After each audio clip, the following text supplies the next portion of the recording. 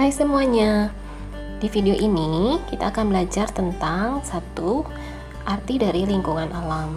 Yang kedua, kita akan belajar pengelompokan interaksi manusia dengan lingkungan alam. Di video sebelumnya kita sudah belajar tentang apa itu interaksi sosial. Nah, selain berinteraksi sosial, manusia juga berinteraksi dengan lingkungan alam. Apa itu lingkungan alam? Lingkungan alam adalah lingkungan yang terbentuk secara alami tanpa campur tangan manusia, jadi terbentuk dengan sendirinya.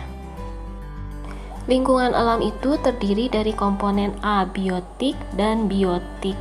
Abiotik itu artinya bukan makhluk hidup, misalnya seperti air, tanah, suhu, dan lain-lain.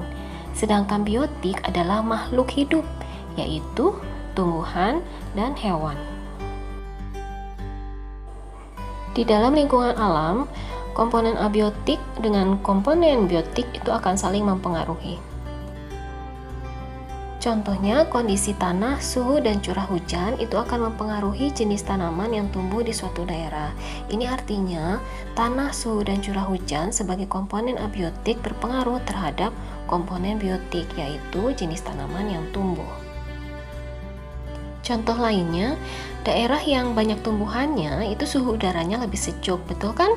Nah, itu artinya bahwa tumbuhan sebagai komponen biotik berpengaruh terhadap suhu udara di daerah tersebut, yaitu sebagai komponen abiotik. Kedua contoh di atas itu menunjukkan bahwa ada interaksi antara komponen biotik dan komponen abiotik atau sebaliknya. Termasuk manusia juga berinteraksi terhadap komponen biotik dan juga abiotik yang ada di alam.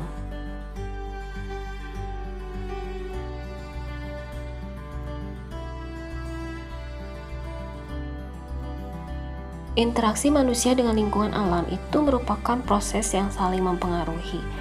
Lingkungan mempengaruhi kehidupan manusia, demikian juga manusia berpengaruh besar terhadap pelestarian lingkungan. Interaksi manusia dengan alam dapat dikelompokkan menjadi dua, yaitu interaksi yang menyesuaikan diri dengan alam dan interaksi yang mendominasi alam. Interaksi yang menyesuaikan diri dengan alam artinya kita sebagai manusia itu menyesuaikan dengan alam di mana kita tinggal.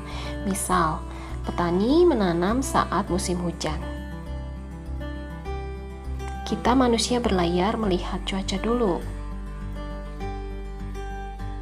Membangun bangunan tahan gempa jika kita tinggal di daerah yang rawan gempa.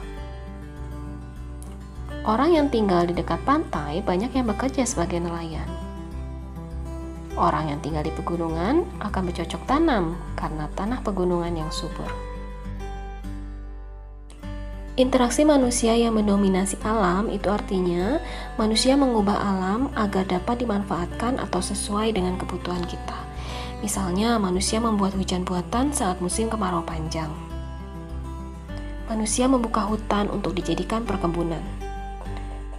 Manusia meratakan bukit untuk pembangunan jalan raya atau infrastruktur lainnya. Aktivitas pembangunan yang dilakukan manusia harus memperhatikan kelestarian lingkungan, karena jika tidak, itu dapat menyebabkan kerusakan lingkungan, seperti misalnya banjir, tanah longsor, dan punahnya hewan atau tumbuhan tertentu. Sampai di sini dulu penjelasan tentang interaksi manusia dengan lingkungan alam. Sampai bertemu di pembelajaran selanjutnya.